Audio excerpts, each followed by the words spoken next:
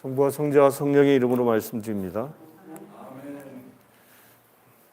지금 사도행전 계속 보고 있는데 우리 사도행전의 지금 진행 과정이 어디까지냐면 2차 전도 여행 그 과정을 보고 있습니다.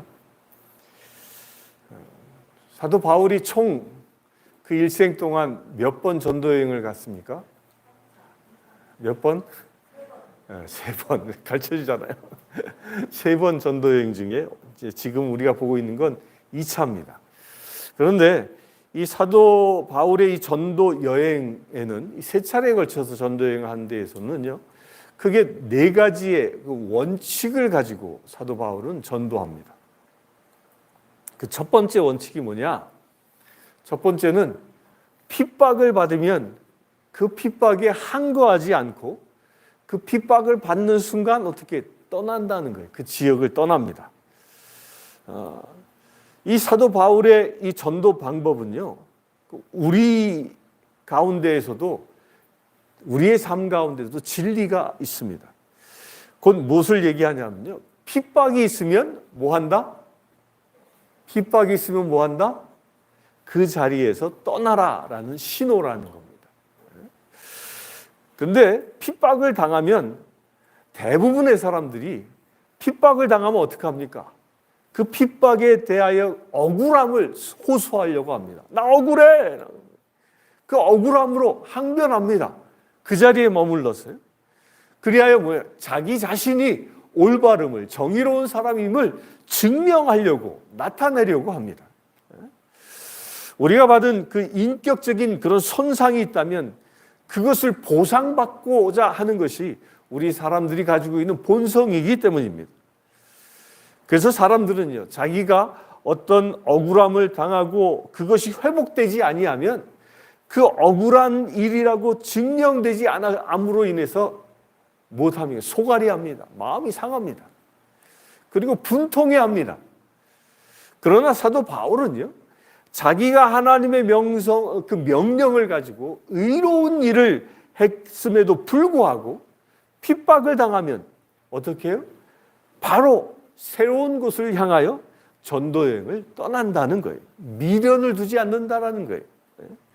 이 이야기는요, 이 구약의 그 다윗 왕과 사울 왕의 이야기를 통해서도 이 원칙은 금방 표현되어집니다.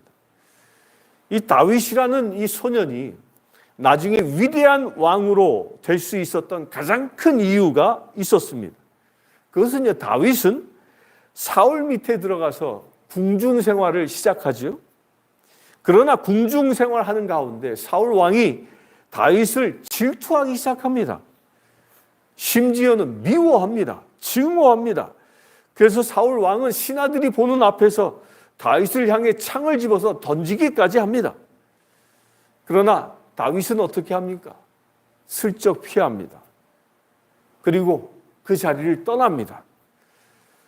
사울 왕은 그 떠난 다윗을 죽이기 위해서 군사들까지 보내서 추격하게 합니다. 그러나 다윗이 위대할 수 있었던 이유는요, 사울이 다윗을 죽이려고 했지만 그에 대하여 어떤 반항적인 행동도 항거도 하지 않는다는 거예요. 오히려 자기가 숨어있는 동굴에 사울 왕이 들어와서 쉬고 있을 때 그 자리에 자기가 그를 찔러 죽일 수 있었음에도 불구하고 오히려 그 사울 왕을 살려줍니다. 그때 당시 다윗은 선지자였던 사무엘로부터 기름 부음을 받은 그 왕의 후계자라는 명분이 있었습니다. 그리고 골리앗과의 싸움에서 골리앗을 죽이고 그는 전쟁에서 승리한 전쟁의 영웅이었습니다. 그뿐입니까? 그 이후로 수많은 지혜로운 젊은이로 인정을 받았고 또한 이스라엘 백성들과 젊은이들이 이들의 그 신망을 한 몸에 받고 있었던 사람이었습니다. 그럼에도 불구하고 그런 그에게 아무 이유 없이 사울 왕은 그 질투 하나 때문에 핍박하였을 때에도 그는 사울 왕에 대하여 대항하지 않았다는 것입니다. 그리고 쫓겨다닙니다. 더 이상 쫓겨갈 곳이 없어서 심지어 그는 블레셋의 몸을 의탁하기까지 합니다. 그럼에도 불구하고 다윗은 자기의 왕인 사울에게 항거하지 않습니다. 그저 핍박이 닥치면 슬쩍 그 자리를 피해갑니다. 다윗은 그 피해 다니는 도망 생활을 통해서 하나님의 큰 은혜를 경험합니다. 그 도망자의 생활 속에서 지어진 시편이 뭐죠? 그 유명한 시편 23편입니다. 사망의 음침한 골짜기를 지날지라도 걱정할 것 없어라. 이 어마어마한 시편을 이 도망자 생활 속에서 창작하게 됩니다. 그리고 노래하는 것이죠. 그 도망자의, 그 피난자의 모습을 통해서 다윗은 그 영성이 뭐예요? 점점점 더 커져갔고 위대한 왕이 되는 그 준비가 갖춰지고 있었던 것입니다. 이것은요, 고난과 핍박이 닥쳐도 그 고난과 핍박에 항거하지 말라는 것입니다. 피할 수 있으면 뭐하라? 피하라. 그 자리를 피하고 다른 곳에서 주의 일을 하는 것이 사명자입니다. 이 사도 바울은요, 바로 이것을 알았기 때문에 고난이 닥쳤을 때 그는 저항하거나 항거하지 않는 겁니다. 오히려 고난이 닥치면 하나님께서 새로운 곳으로 떠나라는 하나님의 메시지로 그는 받아들였던 것입니다. 여러분도 그렇게 될 수 있게 되길 바랍니다. 억울하다고 싸우지 마시고 슬쩍 피할 수 있게 되길 바랍니다. 두 번째로요, 이 사도 바울이 원칙으로 가지고 있었던 것은요, 유대인의 회당을 찾아가서 복음을 전한다는 거예요. 그 사도 바울은 어느 곳에 가든지 제일 먼저 뭘 찾아요? 회당을 찾습니다. 오늘 말씀에서도 데살로니가에 가서 제일 먼저 한 일이 뭐예요? 회당을 찾았습니다. 그리고 그곳에 가서 복음을 전합니다. 이것이 무엇을 얘기하는 거냐면요, 복음을 전하는 현장을 택해도 어디로 찾아가서 택하냐면 자신이 익숙한 곳을 찾아간다는 거예요. 사도 바울은 유대인이었기 때문에 이미 그는 회당 생활이 익숙해져 있었습니다. 안식일이 되면 회당에 모여서 말씀을 보고 또한 말씀을 가르치는 것이 사도 바울은 익숙해 있던 것입니다. 그래서 그 익숙한 자리에 찾아갔던 것입니다. 우리가 복음을 전할 때도요, 이 원칙은 대단히 중요합니다. 아무것도 알지도 못하는 곳에 가서 선교하는 것도 중요합니다. 그런데 그것은 특별한 일이죠. 그보다 더 중요한 것은요, 우리가 살아가고 있는 삶의 현장 가운데 그 익숙한 자리에서 복음을 전할 수 있어야 한다는 겁니다. 그 또한 내가 어떤 사람들에게 복음을 전해야 하는가? 사도 바울은 자기에게 가장 익숙한 자기 민족에게, 유대인의 회당이었으니까 자기 민족에게 먼저 복음을 전했던 겁니다. 그처럼 우리도 내게 가장 익숙한 사람들, 그런 사람들을 향하여 복음을 전할 수 있어야 한다는 겁니다. 이 복음을 전하는 원칙이 여기에 있습니다. 여러분들에게 가장 가까이에 있는, 가장 익숙한 사람들에게 복음을 전할 수 있게 되길 바랍니다. 이 세 번째로요, 사도 바울이 지켰던 원칙은 하나님께서 준비해 놓은 사람, 그 소수의 사람들을 만났다는 것입니다. 바울이 1차부터 3차까지 이 사람들을 만났을 때, 또 각 도시를 방문했을 때 사도 바울이 전도한 사람은 얼마나 될까요? 얼마나 될까요? 바울이 위대한 사람이 아마 수만 명을 전도했을까요? 아닙니다. 아주 소수의 사람을 전도합니다. 이 빌립보에서는 처음 마게도니아 가서 빌립보에서 누구를 전도했죠? 우리 보았죠. 루디아. 그 루디아와 그 가족들에게 복음을 전하는 게 다예요. 또 오늘 읽은 이 데살로니가서에서 보면요, 회당에서 예수를 영접한 사람들이 몇 명이냐? 그냥 소수의 몇 사람, 또 그리스인 사람들, 귀부인 몇 사람, 이 소수의 사람들만 복음을 받아들입니다.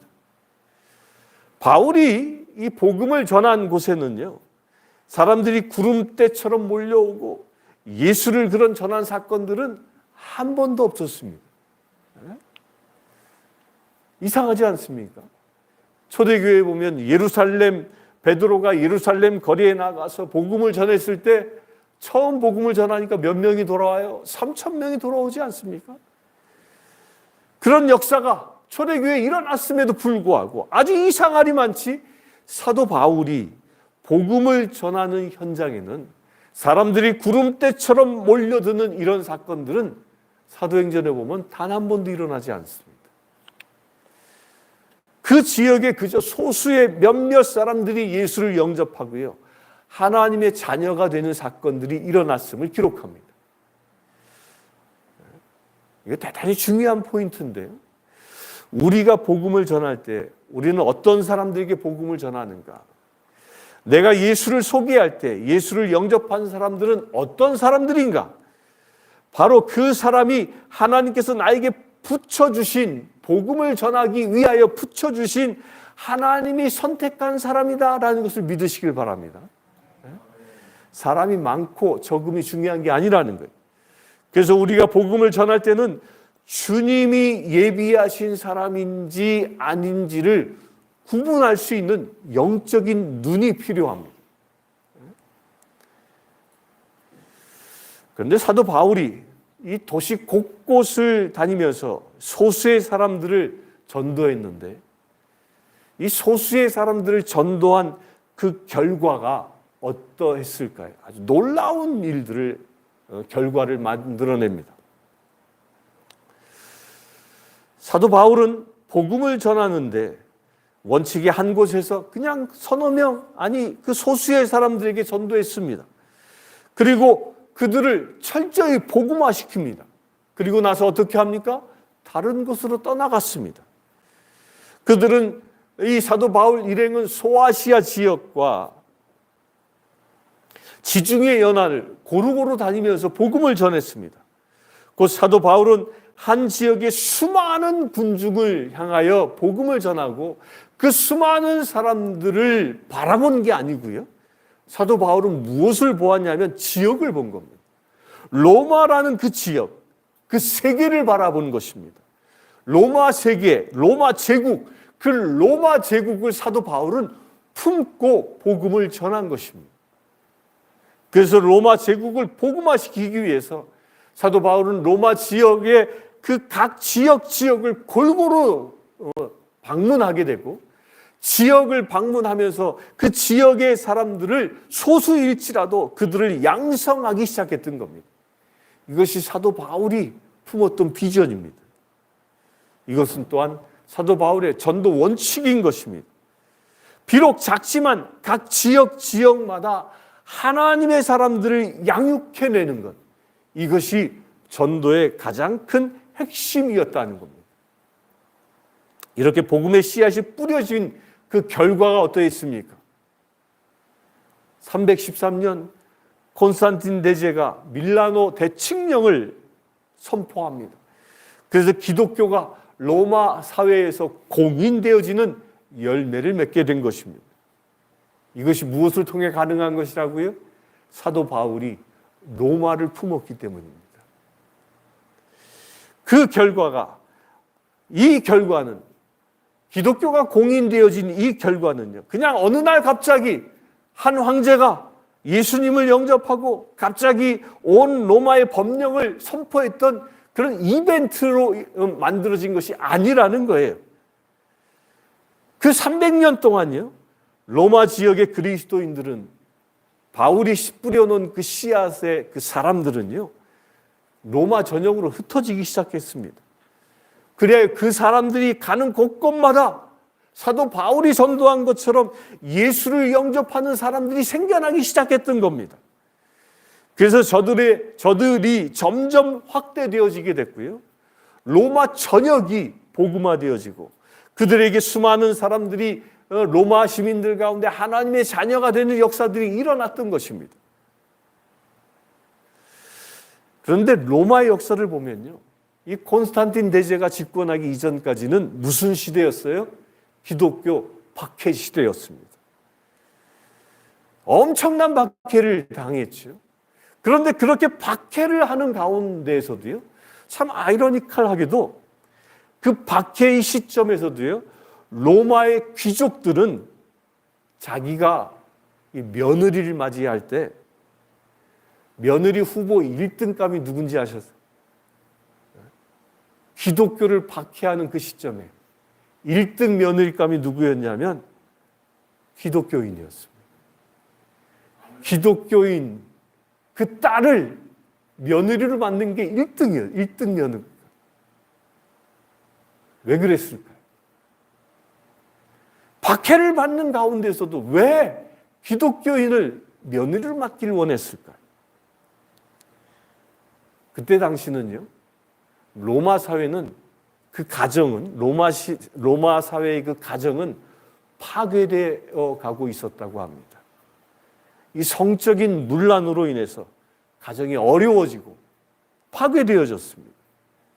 그런데 그렇게 로마의 많은 가정들이 성적인 문란으로 파괴되어져 가고 있는데 로마 시민들이 한 가지 이상한 걸 발견하는 거예요.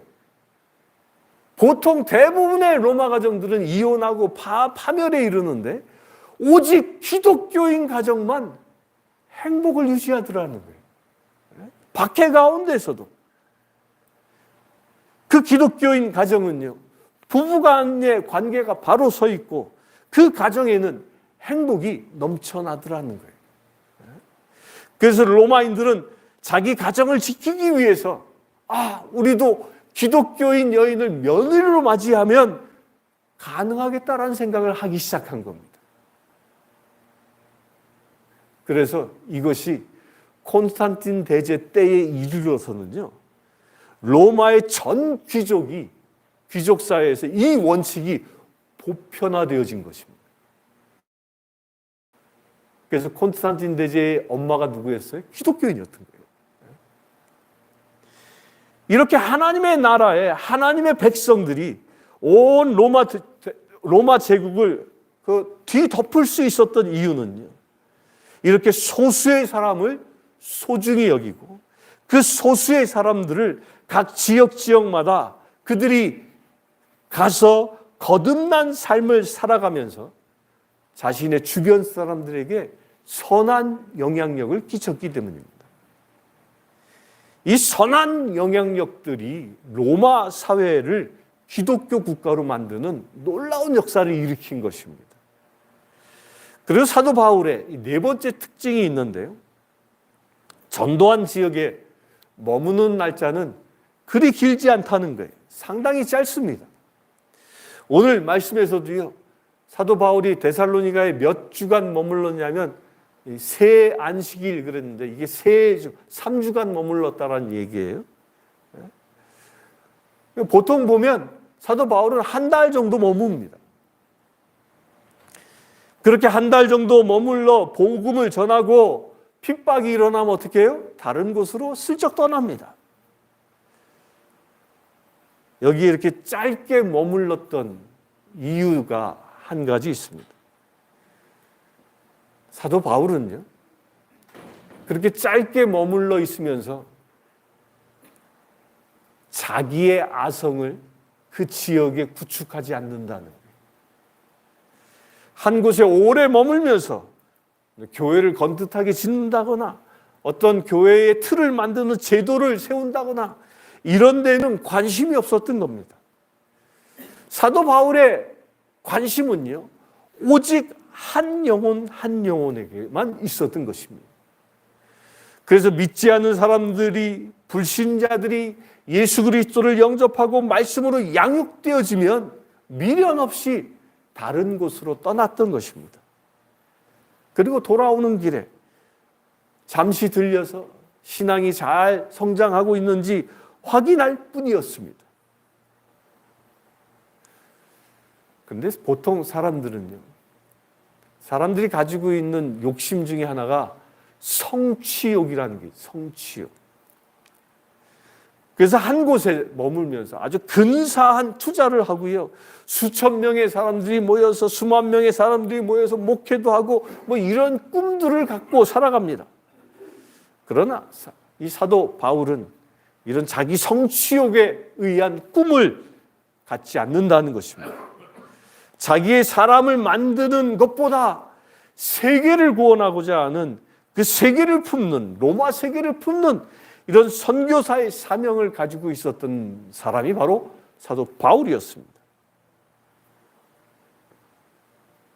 이 바울의 선교의 꿈은 이 네 가지 원칙을 통해서 이루어진 것이죠. 그래서 이 네 가지 원칙을 가지고 어떻게 오늘 읽은 데살로니가의 복음을 전하는 것입니다. 그래서 오늘 말씀 1절에 보면요, 사도 바울이 데살로니가에 갈 때 두 개의 도시를 그냥 휙 지나갑니다.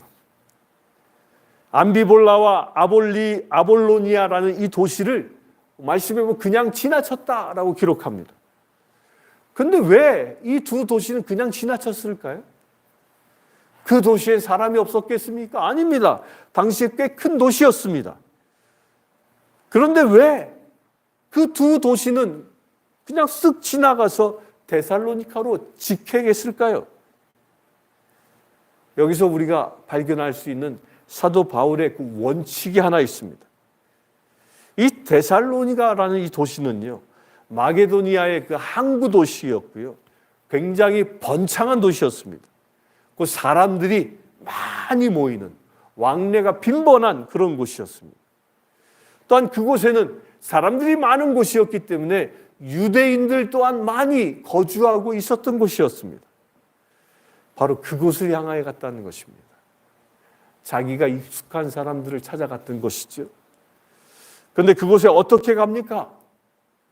그냥 갑니까? 아닙니다. 기도 가운데 갑니다. 깊은 물에 그물을 던지라라는 이 예수 그리스도의 말씀처럼 사도 바울은 사람들이 많이 모여있는 그곳을 향하여 갔던 것입니다. 그렇게 사도 바울은 한 목적지가 딱 정해지면 어떻게 한눈 팔지 않는다는 거예요. 그냥 곧바로 목적지를 향하여 직행한다는 겁니다. 사도 바울의 이 전도 원칙입니다. 한 번 마음을 정하면 흐트러지지 않는다는 거예요. 이 도시에도 복음을 전하고 이 사람을 만나도 복음을 전하고 그냥 그렇게 즉흥적으로 복음을 전하며 마음을 분산시키지 않는다는 것입니다. 그는 데살로니가에 가라라는 이 응답을 받았으면 그냥 그 도시만 바라보고 갔던 것입니다. 이 빌립보에서 데살로니가까지의 거리는 킬로미터는 약 한 130km, 마일로는 약 한 80마일 정도 되는 곳입니다. 그때 당시에는 걸어 다녔잖아요. 며칠간 갔을까요? 보통 3, 4일 걸려서 간다고 그래요. 3, 4일 동안 데살로니가에 갈 때 얼마나 많은 사람들을 바울 일행이 만났겠습니까? 또 그 가는 길 가운데 큰 두 도시를 그냥 지나쳐 갔습니다. 그러나 사도 바울은요, 기도 응답처 외에는 어디에도 시선을 뺏기지 않았다는 거예요. 빌립보에서 데살로니가까지 데살로니가만 보며 가는 것듯이 한 곳에만 집중했다는 것입니다. 이것이 신앙의 원리이기도 하고요, 우리 인생에서 성공할 수 있는 인생의 원리이기도 합니다. 이 세상에서 성공했다라고 하는 사람들의 특징은, 그들의 공통점 중에 하나가 뭐냐면 집중한다는 거예요. 내가 사업을 해서 성공해야지 하면 그 사업에 온 신경을 집중합니다. 위대한 학자들도요, 이 집중의 원리를 통해서 태어납니다. 자기가 연구하고자 하는 그 분야에 집중한 사람들이 그 위대한 학자가 되어집니다. 노벨상을 받았던 사람들, 노벨 물리학상, 의학상, 이런 큰 상을 받았던 사람들의 공통점이기도 합니다. 그들은 한 곳에 집중한다는 겁니다. 다른 것에 한눈 팔지 않는다는 거예요. 내가 하나를 해야 한다면 그 하나의 온 목표를 향하여 온 신경을 집중한다는 겁니다. 그래서 집중하는 자가 인생에서 승리하는 것입니다. 아멘. 제가 유튜브 보다가 우연찮게 하나 본 게 투자의 왕, 어떻게 주식 투자하면 성공할 수 있는가, 뭐 여러 사례를 쭉 얘기하던데요. 그 중에 한 가지가 이렇게 귀에 딱 박혔어요. 그게 뭐냐면 어떤 한 사람이 주식에 성공할 수 있는 비결, 자기 수입의 25%를 당시 최고의 우량주에만 투자하라. 하나에만 투자하는 거야. 하나에만. 최고의 우량주가 바뀌면 또 바꿔 타고, 바뀌면 또 바꿔 타고. 그렇게 한 20년 투자하니까 거부가 되더라. 거기 중요한 원칙이에요. 한 가지 원칙에 집중하는 겁니다. 한 가지 원칙에. 한 가지 원칙에 집중하시길 바랍니다. 집중하는 자가 인생에서 승리하고요. 또한 이렇게 집중할 줄 아는 그리스도인들을 하나님은 사용합니다. 내가 받은 은사가 무엇인지, 나에게 주신 사명이 무엇인지 그것을 깨달았다면요, 그것을 이루기 위해서 내가 가르치는 은사가 있다면 그 가르치는 것에 온 에너지를 집중하길 바랍니다. 내가 봉사하는 은사가 있다면 그 봉사하는 곳에 온 에너지를 집중하시길 바랍니다. 내가 중보 기도하는 은사가 있다면 그 기도하는 것에 집중할 수 있게 되길 바랍니다. 그렇게 집중하여 데살로니가에 갔었던 이 바울에게 오늘 말씀 2절에 보면요, 바울이 자기의 관례대로 그들에게로 들어가서 새 안식일에 성경을 가지고 강론하며 라고 기록합니다. 이 바울의 관례가 뭐죠? 이 관례라고 표현했는데 이건 습관을 두고 얘기하는 거예요. 바울의 이 습관은 안식일이 되면 늘 회당을 찾아갔던 겁니다. 그래서 그곳에서 거룩하게 안식일을 지키는 습관이 있었던 것입니다. 또한 그 안식일에 회당에 가게 되면 무엇하는 습관이 있을까요? 말씀을 보는 습관이 있었던 겁니다. 또한 말씀을 보고 가르치는 습관이 이 사도 바울에게 있었던 겁니다. 그 가르침의 핵심이 뭐죠? 예수 그리스도를 증거하는 겁니다. 이것을 보고 바울의 거룩한 습관이라고 얘기합니다. 사랑하는 성도 여러분, 여러분들도 모두 거룩한 습관을 가질 수 있게 되길 바랍니다. 이 사람은요, 습관의 종류가 두 가지가 있어요. 두 가지 종류의 습관이 있습니다. 첫 번째는 뭐냐면 좋은 습관. 근데 다른 습관이 또 하나 있죠. 뭐죠? 반대되는 습관. 나쁜 습관이 있습니다.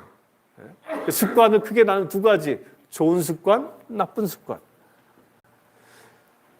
그런데 이 습관이라는 것이요, 왜 중요한 거냐면 이 습관에 의해서 자신의 성품, 인격이 결정된다는 거예요. 내가 좋은 습관을 갖게 되어지면 나의 성품, 나의 인격 또한 좋은 인격이 되어집니다. 그러나 내 성품이 아무리 좋은 것을 추구해도요, 내가 나쁜 습관을 갖게 되어지면 내 인격도 서서히 파멸되기 시작한다는 겁니다. 아주 선하고 은혜로운 사람일지라도 어느 날 갑자기 땡기는 카지노를 드나들기 시작하면 어떻게 될까요?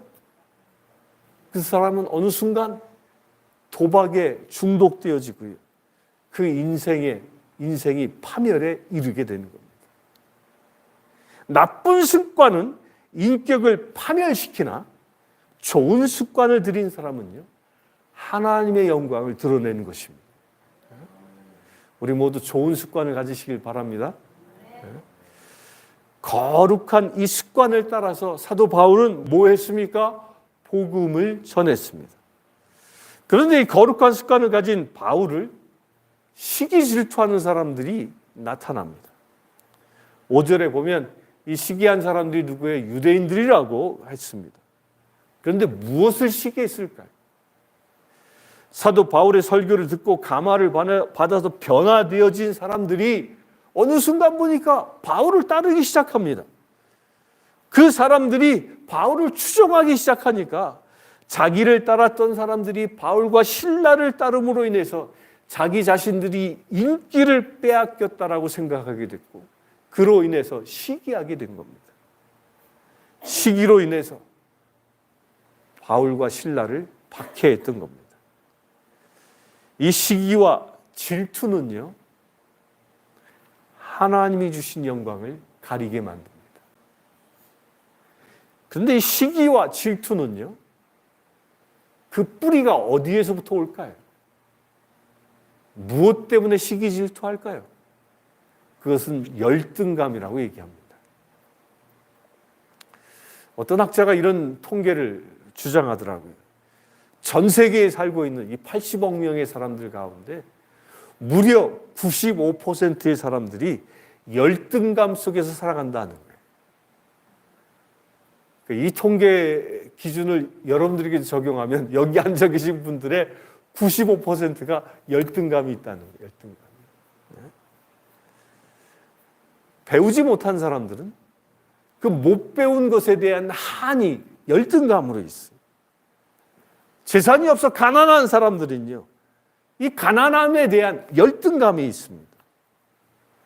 또 부부가 화목하지 못한 사람들은요, 그 화목하지 못한 그 부부 관계 때문에 열등감을 갖습니다. 또 자녀가 성공하지 못하면, 좋은 대학에 가지 못하면, 그러면 자녀에 대한 열등감이 생겨나는 거예요. 그 열등감이 그들을 지배하기 시작한다는 거예요. 그래서 열등감은요, 치유되어져야 합니다. 열등감은 하나님이 주신 은혜가 아닙니다. 열등감은 누가 준 악의 씨앗일까요? 사단이 주는 겁니다. 사단이 우리를 쓰러뜨리기 위해서, 우리를 돌팔매질하기 위해서 내던진 것이 바로 열등감이라는 거예요. 그렇다면 우리가 어떻게 이 사단이 주는 열등감으로부터 승리할 수 있겠습니까?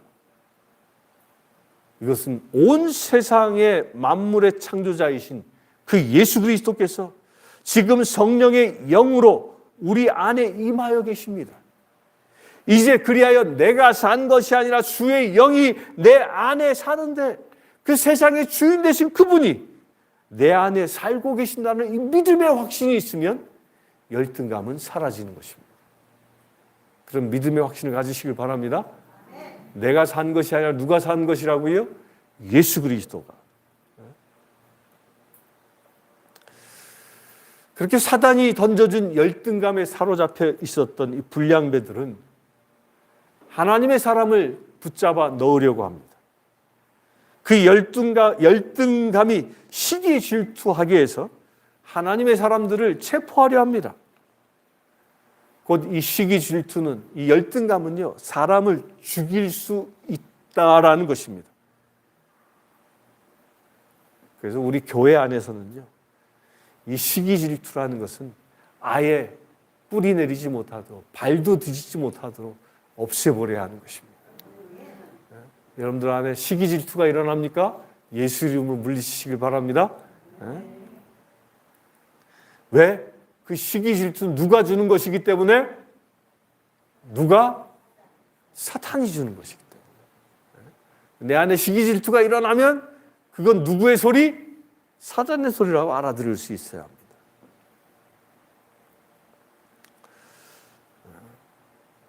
그래서요, 우리는 상대가, 우리 성도들끼리 어떻게 보면 시기 질투도 일어납니다. 그런데 성도들끼리 시기 질투는 어디서 일어나냐면 서로가 받은 은사 때문에 일어납니다. 그런데 우리는요, 그 은사 받은 것 때문에 시기 질투할 필요가 전혀 없다는 겁니다. 질투하지 마시고 은사 받은 사람들을 위하여 기도할 수 있게 되길 바랍니다. 은사 받은 사람들을 칭찬할 수 있게 되길 바랍니다. 우리 주일날 오후 2시가 되면 큐티방 모임을 하지요. 큐티방 모임을 이렇게 바라보면 저는 참 행복합니다. 왜 행복하냐? 그 큐티방에서 뭐 하냐? 일주일 동안 자기가 받은 은혜를 나누는 자리이기 때문에 시기 질투하는 게 아니라 하나님께로부터 받은 은혜를 나누는 자리, 바로 그런 자리에 무엇이 사라집니까? 시기 질투의 영들이 떠나가기 때문입니다. 그렇게 서로 격려하고 위로하는 사람들은요, 주님의 은혜 안에 있는 사람임을 믿으시길 바랍니다. 네? 사랑하는 성도 여러분, 우리 모두 서로 격려하고 위로하는 주님의 자녀 되시길 축원합니다. 이제 우리도 바울처럼 이 네 가지 원칙을 삶에 적용해서 진정 복음을 전하는 축복의 통로가 되는 삶을 살아가시기를 주의 이름으로 축원합니다. 함께 기도하겠습니다. 주 아버지 하나님 감사합니다. 아버지 하나님, 주님이 주신 사명을 충성되게 감당하기를 원합니다. 사도 바울이 아무리 험한 박해와 시기와 질투가 있다 할지라도 그것에 항거하지 아니하고 주님의 부르심을 믿고 온 세계를 향하여 나아갔음을 우리가 보았습니다. 우리 또한 그처럼 살아가기를 원합니다. 억울함을 호소하는 자가 아니라 주의 복음을 증거하는 자로 살아가기를 원합니다. 시기 질투하는 자가 아니라 인정하고 사랑하고 높이는 자로 살아가기를 원합니다. 주여, 그리하여 우리의 삶의 현장 가운데 하나님의 나라의 복음이 온전히 증거되어지는 놀라운 축복의 통로로 쓰임받기를 원합니다. 주여, 축복하여 주시옵소서. 이 시간 예배하는 모든 심령들 하나님의 복음의 사자로 온 세상에 하나님의 영광을 드러내는 거룩한 믿음의 제들 되게 하여 주시옵소서. 우리 주 예수 그리스도의 이름으로 기도드리옵나이다. 모두 함께 일어나셔서 502장